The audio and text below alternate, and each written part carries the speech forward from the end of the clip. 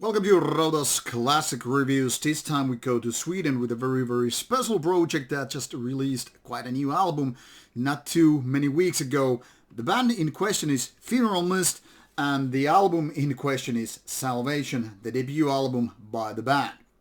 Now, Funeral Mist recently released this album called Dayform in late 2021, and for me it was a disappointment. I know a lot of people go all about praising how good it is, but for me, comparing that one to Salvation or, for example, Hecatomb, the previous one, well, Dayform is clearly the weakest one for me.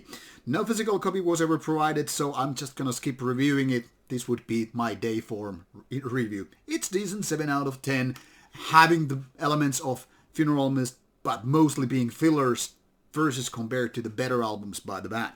So, let's go to the very beginning of Funeral Mist.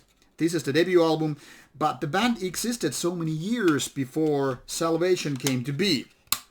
Now, many people still know and consider the main guy of the band, Mortus, as the Marduk vocalist of nowadays, which is factually true. But before he joined the forces with Marduk, he was already there with a couple of other bands.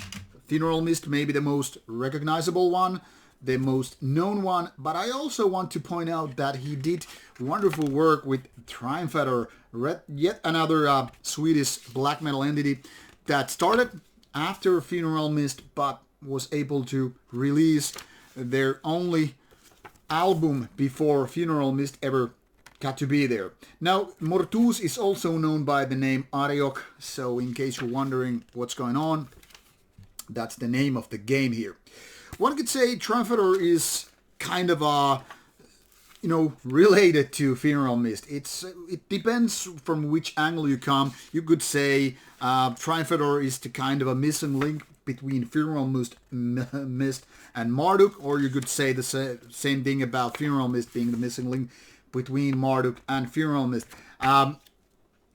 I don't know. I kind of feel Triumphador is in a way a little bit closer to Marduk, whereas Marduk having this very war-themed black metal going on for so many years and having this kind of a anti-Christian crusade in a way, and Funeral Mist being kind of a religious in nature, puts the Triumphador in a kind of a between these two. But maybe that kind of comparison is just useless and people just gonna get annoyed, so maybe we'll just forget all about Triumphador and Marduk here and let's just focus on Salvation.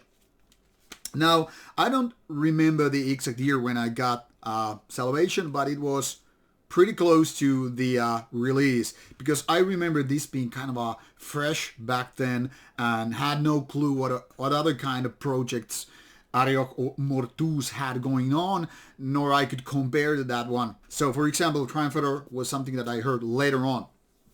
Anyway, that was years before Marantha, and now I want to put your attention for a while on this Metal Archive site. This is kind of a clear indication that whenever Funeral Mist does an album, there is always going to be quite a big gap of years between the releases. Like, for example, with Dayform, people were surprised. Only after 3 years after Hecatomb, there is Dayform album. One could say maybe it's COVID and giving people more time to, focus on their music, creating new stuff and all, when there are less tours and all. That might be one theory, but I don't know. That's just me guessing. But between the previous ones, there was 9 years after Marantha before Hecatomb, and there were 6 years after Salvation. So Funeral Mist is not exactly one of those bands that during its almost 30 years of existence have never been too aggressive putting out new material. Maybe it's good for songwriting and all because, at least then it's not just some quickly build up a release that every idea is right there, let's boom, let's get it out, but more like a focused kind of a thing. Now, what I really like with Funeral Mist is it sounds like basically no other. Definitely there are familiar parts like, those kind of a supersonic fast tempo blasts. There are this kind of a very typical second wave black metal riffs when it comes to, creating Nordic black metal. And of course you have the kind of vocals which then again are more or less kind of a typical. But still, the overall atmosphere with Funeral Mist, doesn't matter which album you're listening to, it sounds kind of all different. And also what I find fascinating is how they incorporate elements which are not very typical in black metal. Sometimes it might be using like child or children, making their sounds or having this kind of a religious atmosphere, which is kind of weird. I mean, you take a look at this art, crucified person, you take a look at some of those lyrics and they're dealing with God and stuff like that. But it's not like, hey, this is pure Christianity, such as that. It's more complicated. Obviously, if you, like, for example, take a look at Salvation's lyrics, they sound quite religious, but in a kind of a twisted ways. Now, some of them have quite a bit of Latin included, so you really might need to dig up your dictionary if you want to really deep diving within that. Also, you might really need to take a book of, of the occult and stuff like that to figure it out for yourself. Me, never been too much into those kind of stuff, but more, my feet very much on the ground. Kind of a mundane person I am. I really can't, relate too much with the lyrics. For me, maybe they are too much symbolic, too much going into the, concepts of my Lord and my God and things like that. But I get it. For a lot of people, I think they are very much something like what people would say. They're cool, they're genius, they're smart and all that stuff. I kind of get it because reading those Salvation lyrics, I kind of understand. And at the same time, I feel that I'm very, very far away from that. Like I said, me, very, very much on the feet of the ground and not having those topics where, occult or deep spiritual ones or even religious ones, they really don't speak to me. But that's not the main point, in my opinion, when it comes to Funeral Mist and Salvation. Because like I always say, music first, lyrics are important part of that, but they don't really define what is good or not. Like said, if the riffs are bad, even a good lyrics can't save them. But you really can't do a good album with just good music, even though if the lyrics are goofy. And there are plenty of those bands.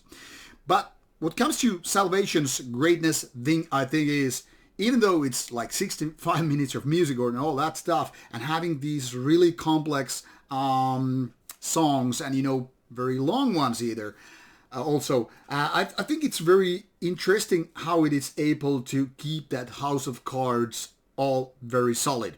All the way through from the very beginning, it's very, very enjoyable album because it feels very, very dark. It's like opening the door into darkness and just, closing the door.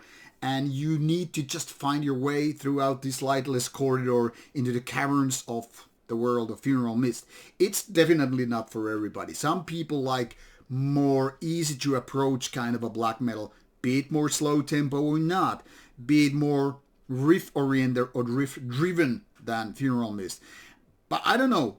In my world, Funeral Mist's Salvation, much like Hecatomb, which could be maybe even a better album than this one, things click the right way. The atmosphere, the production, the kind of unique vocals, and the lyrics. They all kind of add up and make this album really, really enjoyable.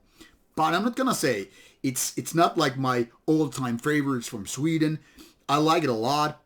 But then again, there are bands and albums I like even more. But this is no competition. I'm only saying that Funeral Mist is definitely a really good band. And Salvation is, in my opinion, something that I could say a modern classic. Why modern? Because it's still this millennium release in 2003 and all. 19 years. So it feels quite old. But still, whenever you see a date, it is 2000 release. It's not from the 80s, not even the 90s. So it feels kind of a new, even though technically speaking, it's not. Whatever it is, it's a good album and I urge people to check out Salvation once again. Maybe you missed it when it came out. Maybe you never even heard of Funeral Mist. And if you are already a fan of the band and you like the album, maybe it's now a good time to revisit the album once again. Now, I have said all there is to be said basically about the album. What are your thoughts? What are your favorite tracks or favorite lyrics? Are they starting with like Shine Through Me, Satan? Or is it something else? Or maybe you dislike the band. If you do, why? I'm looking forward to your comments and opinions about this album. For me, it's a solid classic and I think it has proven its value over time. So there's that. Now, go and listen and feel free to comment either the review or the album, or maybe both. Take care, and bye-bye.